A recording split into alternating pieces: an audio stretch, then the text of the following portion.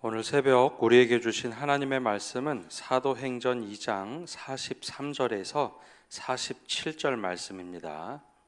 사람마다 두려워하는데 사도들로 말미암아 기사와 표적이 많이 나타나니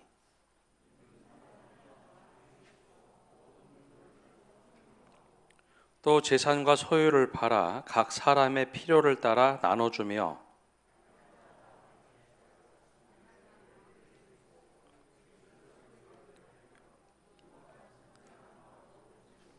함께 읽겠습니다. 하나님을 찬미하며 또 온 백성에게 칭송을 받으니 주께서 구원받는 사람을 날마다 더하게 하시니라. 아멘. 이번 한 주간 여러 곳에서 봉사하신 분들 많습니다. 반주로 또 여러 가지 모습으로 봉사해 주신 분들께 감사드리고, 또 추위 속에서도 이렇게 새벽기도 오신 분들, 또 우리 학생들 또 감사를 드립니다. 우리 말씀 듣기 전에 앞뒤적으로 인사 나누겠습니다. 잘 오셨습니다. 제가 어렸을 때 저희 집 마당에는 큰 대추나무가 있었습니다.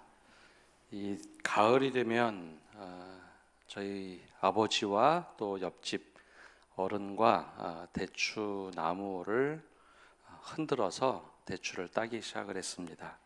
사다리를 타고 올라가서 나무를 흔들기도 하고, 어느 정도 떨어지면 다시 긴 대나무 장대를 가지고 와서 이 대추를 떨었습니다.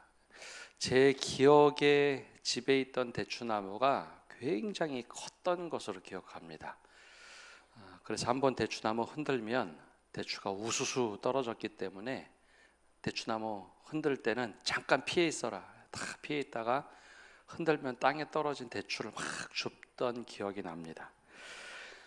그렇게 대추나무에서 대추 열매를 다 모으면 예전에 있던 빨간 큰 다라라고 불러죠. 거기에 수북하게 쌓였던 대추를 기억합니다. 대추를 할머니께서는 말리시고 여러 옆집들과 나누기도 하고 또 성도들과 함께 나눴던 기억이 납니다. 그때는 우리가 이렇게 열심히 대추 주어서 나눠주는 게 참 뿌듯하다라고 생각을 했습니다. 시간이 한참 흘러서 다시 돌아보고 이번에 말씀을 전하며 나무에 대해서, 숲에 대해서 다시 한번 책을 찾아보고 공부를 하다 보니 우리가 한 것은 나무가 떨궈준 열매를 나눴을 뿐이구나 라는 생각을 합니다. 나무란 존재는 참 독특해서 자기의 자리를 잡고 자양분을 먹고 열매를 맺고 나뭇잎을 많이 떨구면서도 자신을 위해서 하는 일들이 별로 없습니다. 열매를 맺거나 나뭇잎을 땅에 떨굴 때는 자신을 위해서 떨구는 것보다는 새들을 위해서, 혹은 동물을 위해서, 혹은 미생물을 위해서 자신의 모든 것을 떨군다는 것이죠. 나무는 그런 존재입니다. 열심히 성장하면 새들이 와서 깃들기도 하고 또 동물들이 와서 그곳에 쉬기도 합니다. 그늘도 만들어주죠. 나무라는 존재는 참 독특합니다. 자신이 부러져 나갈 때면 한 번 우직 소리를 내지만 그 외에는 여간해서 소리도 내지 않습니다. 물론 식물이라서 그런 거 당연한 것이겠지만 자신을 위해서 살아가는 모습이 별로 없습니다. 늘 타자를 위해서 살아가는 게 나무입니다. 그런데 예수님께서 비유를 들으실 때 겨자씨 비유를 통해서 하나님 나라 비유를 들으십니다. 하나님 나라는 작은 겨자씨와 같다. 눈에 보이지도 않을 것 같은 굉장히 작은 겨자씨를 보여주면서 이 하나님 나라를 겨자씨 비유로 듭니다. 그러면서 이것이 심긴 후에는 무럭무럭 자라서 공중에 새들이 와서 깃들기도 하고 풍성함을 누리는 곳, 와서 쉴 수 있는 곳을 만들어주는 곳, 그것이 하나님의 나라라는 것이었죠. 하나님의 나라는 이렇게 무럭무럭 자라서 모든 사람들이 와서 그 안에 깃드는 곳, 그렇게 비유하셨습니다. 바로 그 하나님 나라를 맛보고 경험할 수 있는 곳, 그곳이 교회입니다. 하나님께서 이스라엘 백성들을 선택하신 후에 이스라엘 백성들이 말씀대로 잘 살고 말씀대로 세상을 변화시켰다면 참 좋았을 텐데 그러지는 못했습니다.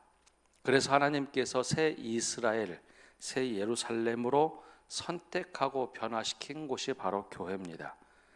처음에는 아브라함의 후손으로, 육신의 후손으로 하나님의 백성을 삼으셨다면 이제는 예수 그리스도를 주로 고백하는 사람들로 하여금 하나님의 백성으로 삼으셨습니다. 그게 바로 우리가 이 자리에 있는 교회입니다. 우리 각 사람이 교회죠.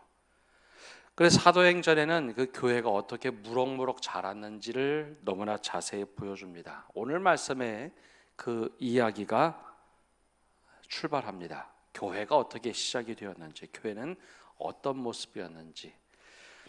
예수님의 제자들은 굉장히 지극히 평범한 사람들이었습니다. 어촌에서 물고기를 잡던 사람, 그리고 세금을 걷던 사람, 그리고 당시 시대에서 굉장히 뛰어난 사람들이라기보다는 그냥 평범한 사람들, 아니 때로는 어찌 보면 평범보다는 조금 더 생활 수준이 떨어지는 그런 사람들이었습니다.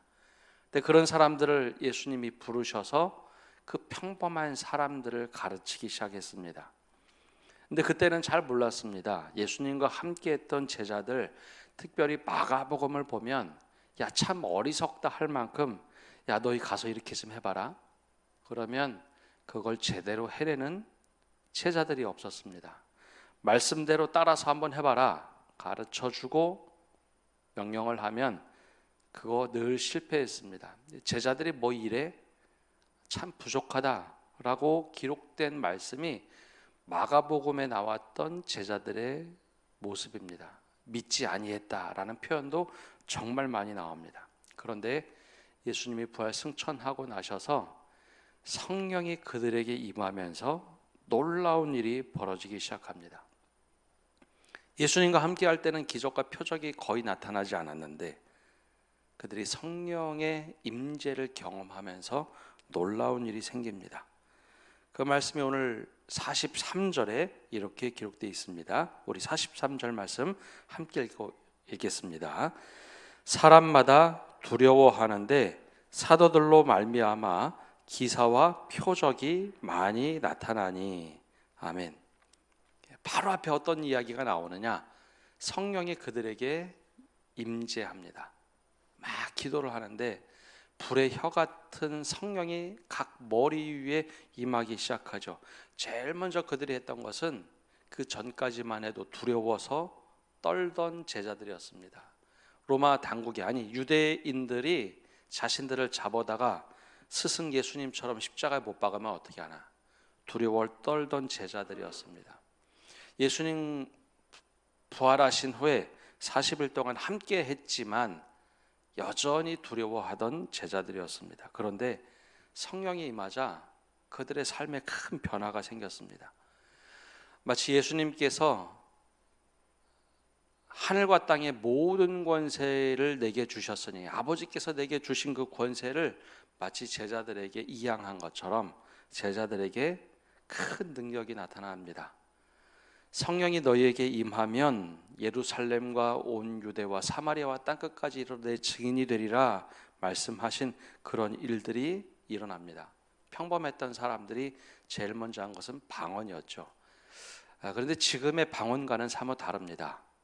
갑바도기에서 온 사람들, 본도에서 온 사람들, 즉 외국에서 와서 외국어를 쓰던 그 유대인들, 헬라파 유대인들이 자신이 살아가고 있는 지역의 언어로 사도들이 말하기 시작했다라는 겁니다. 즉 미국에서 온 사람이면 미국 사람에게 이야기하는데 영어로 그들이 이야기했다는 거죠. 각자 들리는 자기의 고향에서 듣던 언어로 이야기하기 시작합니다. 혀가 풀려버린 거죠.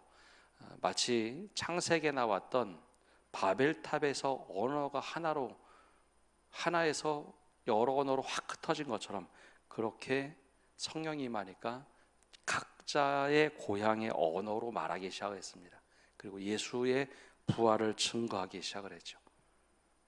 이게 놀라운 기적이었습니다. 그뿐만 아니라 기사와 표적이 나타났다라고 하는 것은 귀신 들린 사람에게 귀신을 쫓아내고 병든 사람을 고치기 시작을 했습니다. 그들이 숨겨있던 죄가 말씀을 들으면서 막 드러나서 베드로가 복음을 전하자 3천 명이 회심하는 일들이 생겼습니다. 그게 하늘과 땅의 모든 권세를 내게 주셨으니 어제 말씀처럼 너희는 모든 사람을 제자로 삼아라. 아버지와 아들과 성령의 이름으로 세례를 줘라. 그런 일들이 눈앞에서 막 벌어지기 시작했습니다. 예수 믿고 세례 받는 사람들, 그 사람들을 통해서 교회가 시작이 됐죠. 그게 바로 하나님의 능력을 받았던 사도들이 했던 일입니다. 그 일을 우리에게도 동일하게 말씀을 통해서 알려주고 있습니다. 우리가 성령의 임재를 받으면 그럼 우리가 변할 수 있다는 거죠. 근데 여기서 끝나지 않습니다. 크게 사도들이 했던, 그리고 그 제자들이 했던 일들은 크게 두 가지로 나눠집니다. 하나는 44절과 45절에 나타났던 말씀입니다. 우리 함께 읽어보겠습니다. 믿는 사람이 다 함께 있어 모든 물건을 서로 통용하고 또 재산과 소유를 팔아 각 사람의 필요를 따라 나누어 주며. 아멘. 예수님께서는, 하나님께서 내게 하늘과 땅의 모든 권세를 주셨으니 모든 사람으로 하여금 제자를 삼아라. 성령의 이름, 아버지와 아들과 성령의 이름으로 세례를 주고, 그 다음에 이야기한 것이 내가 너희에게 분반 모든 것을 가르치고 지키게 하라. 그러니까 먼저 내가 말씀에 대해서 가르치고 지키게 하는, 내가 먼저 알고 지키는 삶을 살면서, 야, 이거 원래 이렇게 해야 돼. 예수 믿는 사람은 이렇게 해야 돼. 예수님께서 우리에게 이렇게 가르쳐 주셨어. 그 이야기를 가르치기 시작했는데, 그 일이 처음에 먼저 일어난 것은 믿는 사람들이 다 함께 있어서 물건을 서로 통용하고 재산과 소유를 팔아 각 사람의 필요를 따라 나눠줬다는 겁니다. 근데 왜 이랬을까라는 겁니다. 왜?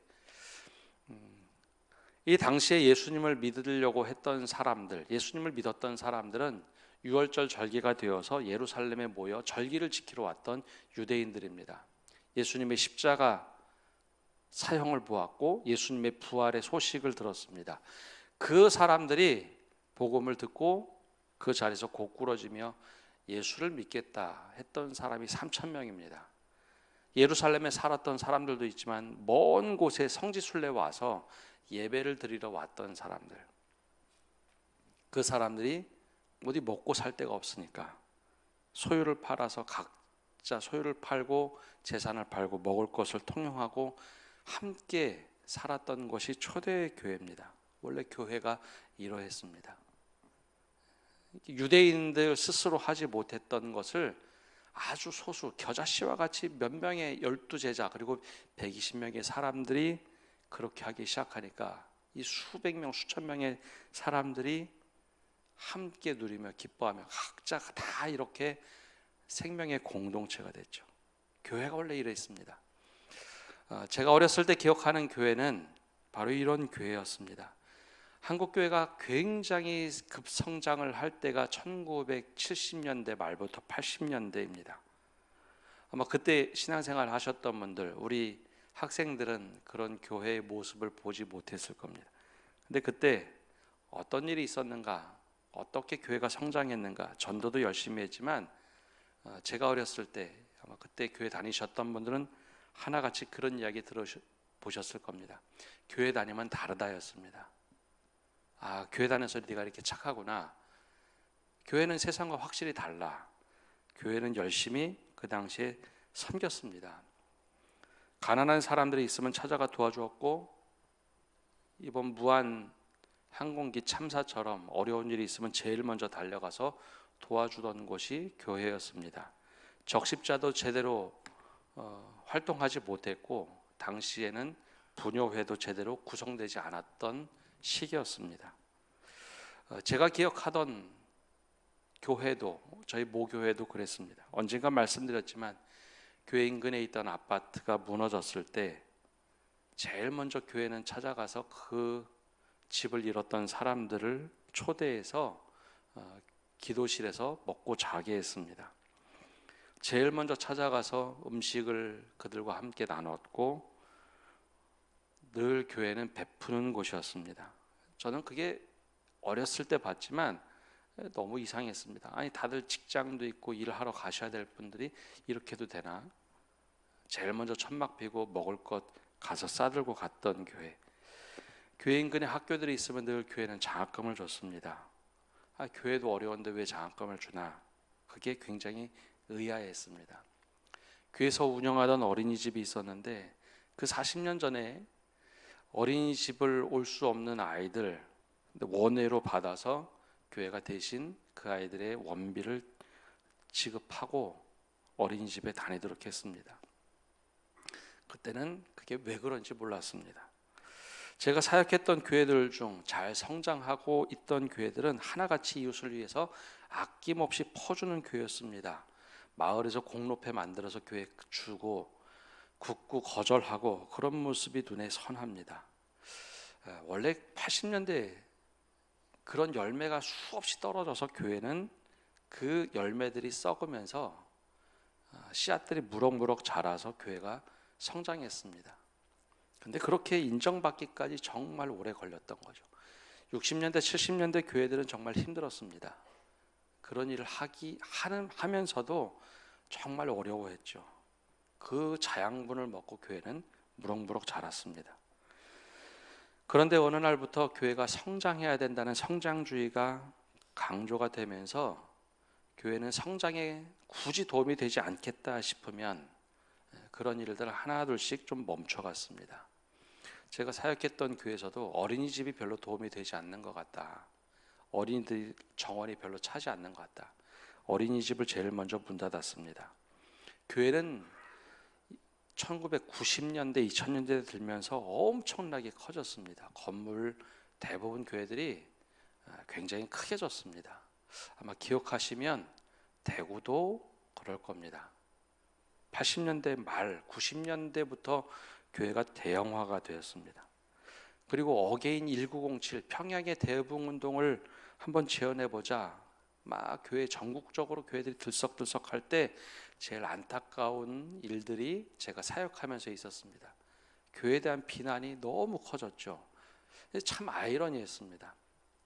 열심히 섬기고 막 세상을 위해서 퍼주고 할 때는 사람들이 칭찬했는데 교회가 성장해서 이제는 우리가 사회적으로 뭘 해보겠다, 더 커졌다라고 하고 회개하겠다고 했는데 교회에 대한 비난이 그때는 정말 커졌습니다. 2010년대부터 교회가 점점 위기다.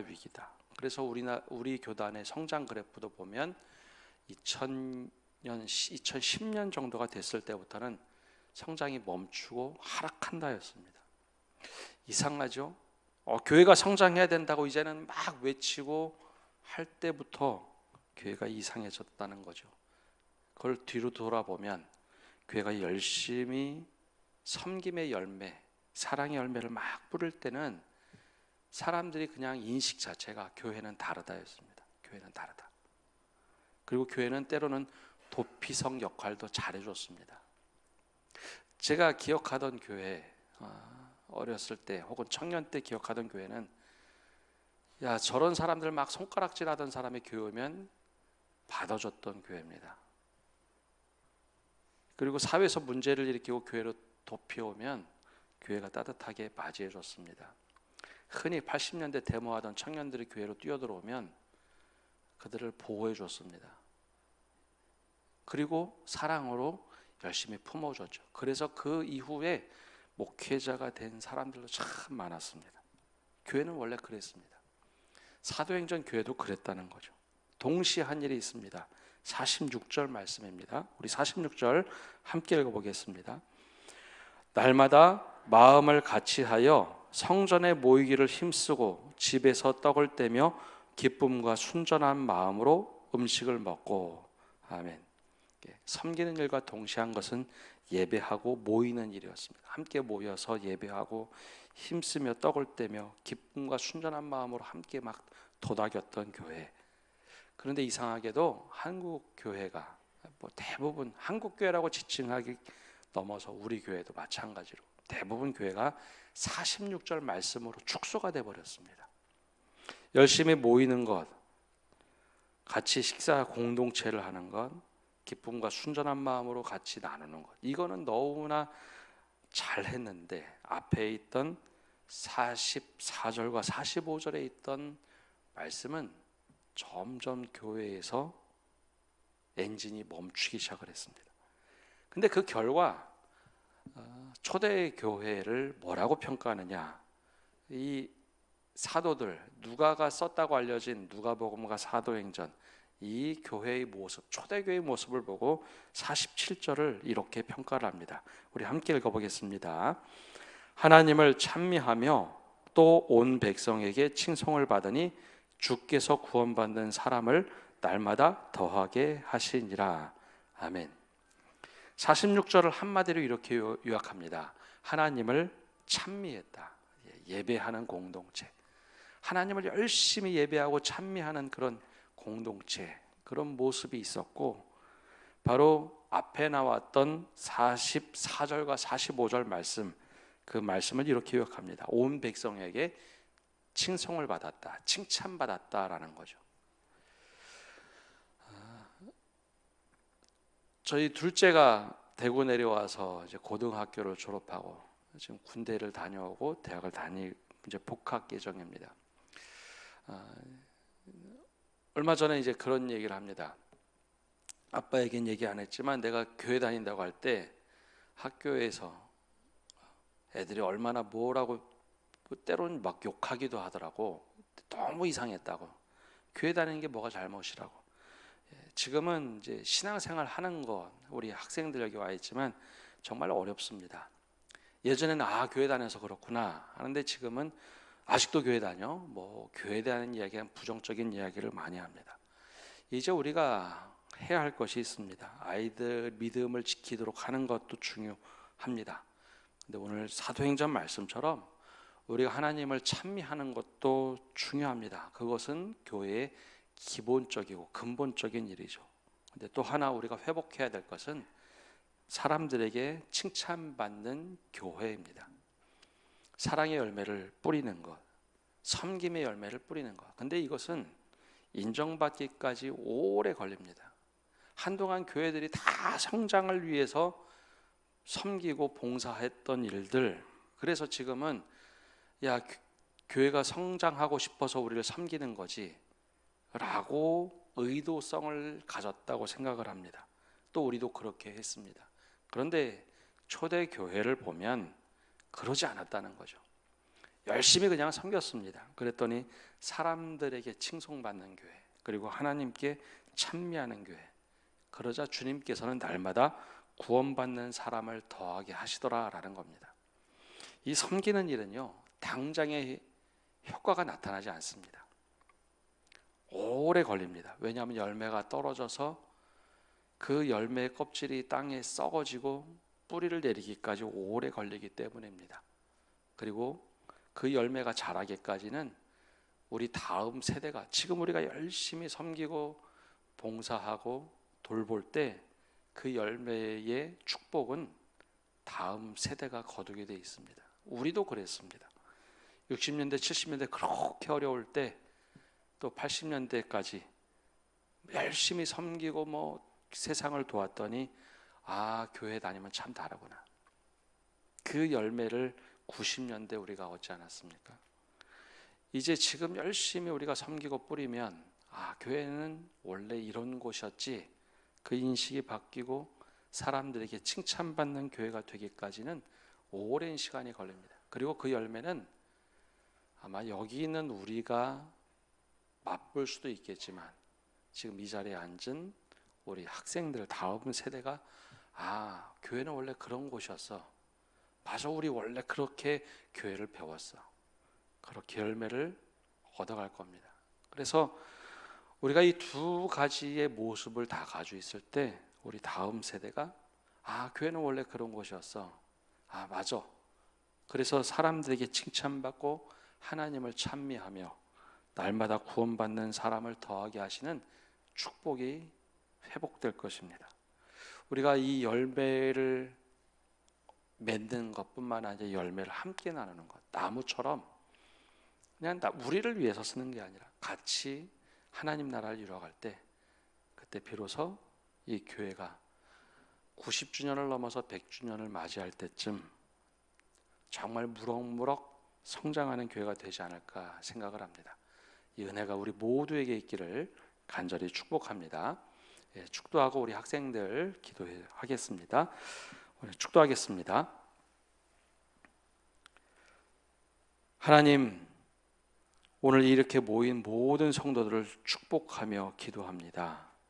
특별히 다음 세대를 위해서도 기도합니다. 주님, 여기에 있는 한 사람 한 사람을 주님께서 붙잡아 주시고 교회가 교회답게 다시 한번 회복되기를 간절히 바라며 주님께 간구를 드립니다. 우리가 하나님께 찬미하는 것뿐만 아니라 백성 모든 사람들에게 칭송받는 교회가 되도록 축복하여 주시옵소서.